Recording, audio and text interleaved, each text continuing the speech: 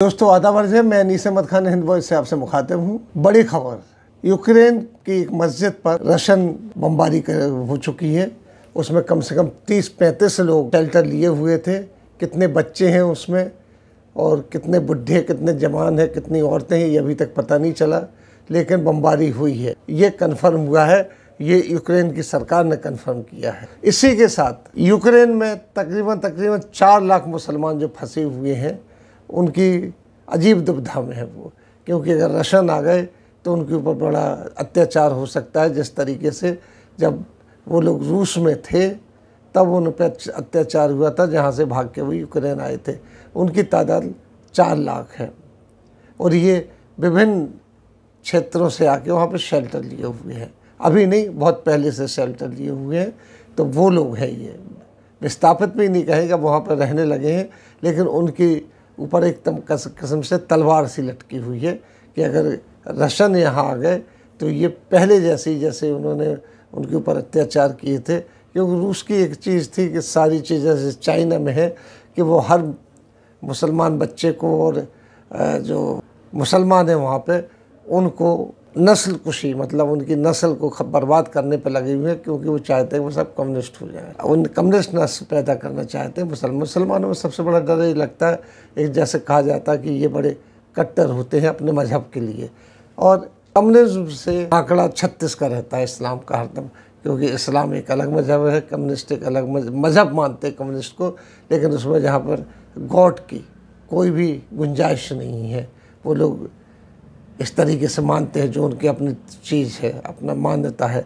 लेकिन मुसलमान अल्लाह को मानता है, उस पर अडिग रहता है। तो ये सबसे बड़ी चीज़ है।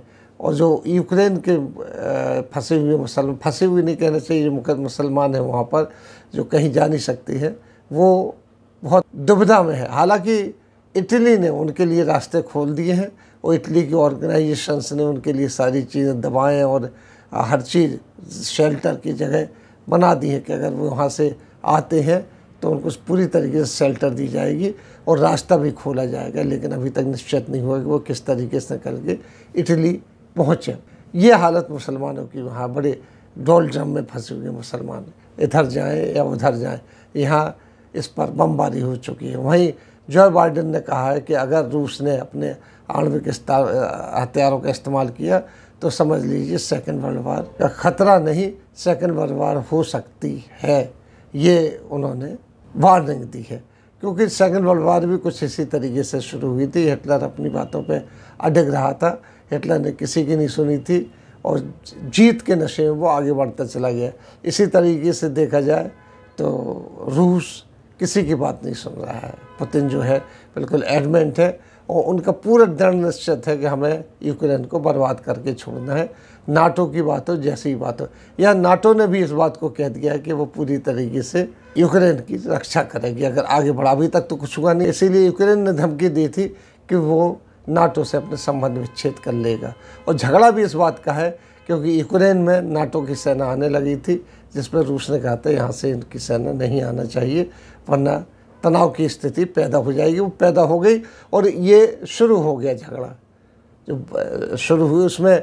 और रूस की कई मांगों में सबसे बड़ी मांग है कि नाटो यहाँ से हटना चाहिए, जो अभी तक तय नहीं हुआ है। हालांकि यूक्रेन ने कहा था कि हम संबंध ख़त्म कर लेंगे नाटो से अगर ऐसा कुछ हमारे ऊपर ज़्यादा दबाव पड़ा और शांति की बात हुई, लेकिन शांति की बात कुछ हो नहीं रही है। रशिया अपने ऊपर जमा हुआ, उसने मस्जिदों पर हमला करना शुरू कर दिया और 4 लाख जो मुसलमान हैं यूक्रेन में, उनकी स्थिति बिल्कुल तलवार की धार पर चल रही है। ये है।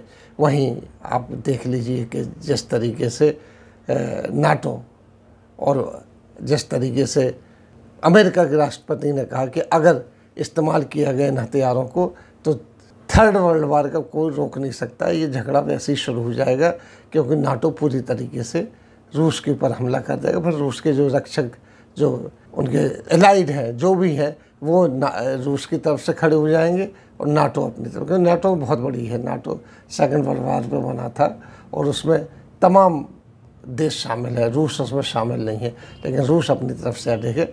रूस के पास सबसे ज़्यादा आटोमिक हथियार है, सबसे बड़ा हथियारों का ज़ख़ीरा उसके पास है और विश्व में सबसे बड़ा जो हथियारों का सप्लाई करने वाला रूस है। और इस बात अगर देखें आप तो पुतिन बिल्कुल हिटलर शाही लगाए हुए हैं, अडिग है कि उनको बात नहीं मानना है, उनको जब तक बात नहीं मानना जब तक यूक्रेन घुटने न टेक दे। हालांकि यूक्रेन ने कहा है कि हम दोस्ती, मफाहमत और समझौते के लिए तैयार हैं, लेकिन तब भी बमबारी हो रही है। अभी हाल में ही आपको बताया कि एक मस्जिद पे बमबारी हुई और यूक्रेन में जो 4 लाख के करीब मुसलमान हैं उनकी ज़िंदगी अधर में लटकी हुई है। इसी के साथ हम आपसे लेते हैं विदा। अगले अंक में फिर हाजिर होंगे, तब तक के लिए दीजिए हमें इजाज़त।